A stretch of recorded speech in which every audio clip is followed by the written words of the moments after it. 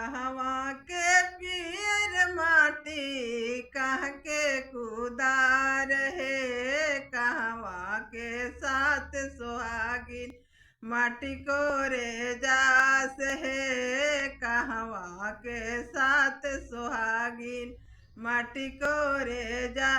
छपरा के पियर माटी पटना के कुदार है, बिहार के साथ सुहागिन माटी को रे जास है, बिहार के साथ सुहागिन माटी को रे जास है।